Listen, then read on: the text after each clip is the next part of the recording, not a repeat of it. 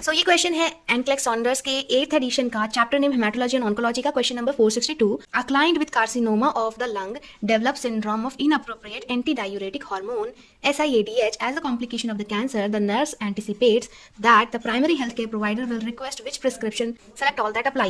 So इस question में एक क्लाइंट है जिसको लंग का कैंसर हो रखा है, कार्सिनोमा हो रखा है, और अब वो जो कैंसर है वो SIADH में कन्वर्ट हो रहा है, जो कि कैंसर का एक कॉम्प्लिकेशन होता है। तो इस कंडीशन में जो PHCP है वो इन ऑप्शंस में से कौन से चीजें प्रिस्क्राइब करेंगी। सेलेक्ट ऑल दैट अप्लाई का क्वेश्चन है, मतलब इसमें मल्टीपल ऑप्शंस सही है। तो टोटली हम क्या बोलेंगे कि SIADH के लिए इनमें से कौन कौन से प्रिस्क्रिप्शन की जरूरत पड़ेगी। तो SIADH का पेशेंट है, SIADH का पेशेंट है, पीछे आप लोग देख रहे होंगे ADH आ रहा है, मतलब anti diuretic hormone.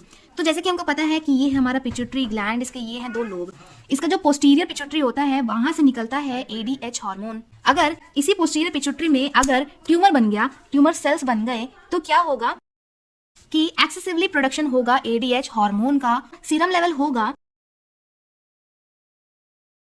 So serum level of ADH extremely rises. Serum level जो होगा ADH का वो बहुत ज्यादा बढ़ जाएगा। तो ये एंटी डायूरेटिक हार्मोन ना रीअब्जॉर्प्शन को बढ़ाता है, मतलब बॉडी में वाटर का रीअब्जॉर्प्शन कराता है, जिसके कारण बॉडी में वाटर का लेवल बढ़ जाएगा। तो अब जैसे कि ADH बहुत ज्यादा बढ़ जाएगा बॉडी में, तो क्या होगा, जैसे कहें ADH इंक्रीज लेवल हुआ, जितना ज्यादा ADH बढ़ेगा उतना ज्यादा रीअब्जॉर्प्शन बढ़ाएगा बॉडी में, तो उतना ही ज्यादा फ्लूइड ओवरलोड होगा।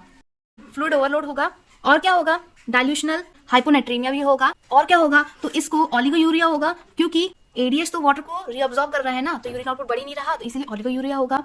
अब क्या होगा, जो फ्लूइड ओवरलोड है, फ्लूइड ओवरलोड जितना बढ़ा बॉडी में उतना ही BP इंक्रीज हुई, उतना ही BP एक्सट्रीमली इंक्रीज होगी, और इसके कारण क्या होगा, ये चेंज हो सकती है मैलिग्नेंट हाइपरटेंशन में भी। तो इस कंडीशन से क्या क्या होगा, इसके कारण ये डैमेज करेगा, ब्रेन को डैमेज करेगा, सेरेब्रोवास्कुलर एक्सीडेंट हो सकती है, अक्यूट रीनल फेलियर हो सकता है, क्रॉनिक हार्ट फेलियर हो सकता है, हार्ट फेल हो सकता है, किडनी फेल हो सकता है, ब्रेन फेल हो सकता है, शॉक वगैरह आ सकते हैं। तो ये सब कंडीशन हो सकती है फ्लूइड ओवरलोड के कारण, एक्सट्रीमली BP के कारण, या टोटली कहीं SIADH के कारण। कि हम लोग जानते हैं कि जो SIADH होता है वो होता है एक ऑन्कोलॉजिकल इमरजेंसी होता है, जैसे कि हमने अपनी पिछली वीडियोज में पढ़ा था।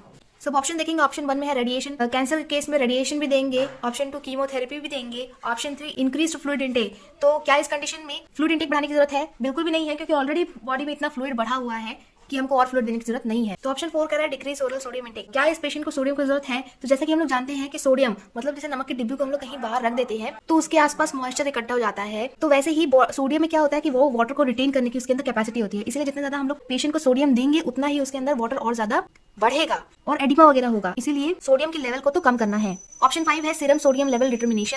तो यस, हमको सीरम सोडियम का लेवल चेक करते रहना है। ऑप्शन 6 है medication that is antagonist to anti diuretic hormone. Obviously anti diuretic hormone का जो एंटागोनिस्ट मेडिकेशन होता है, जो उसके अपोजिट काम करता है, हमको वो एडमिनिस्टर करना है उस पेशेंट को। तो हमारा राइट आंसर में हुआ 1 2 5 6। साथ ही हम लोग एनक्लेक्स में जो आंसर दिया गया है उसे भी देखेंगे, आप उसे रीड आउट कर सकते हैं।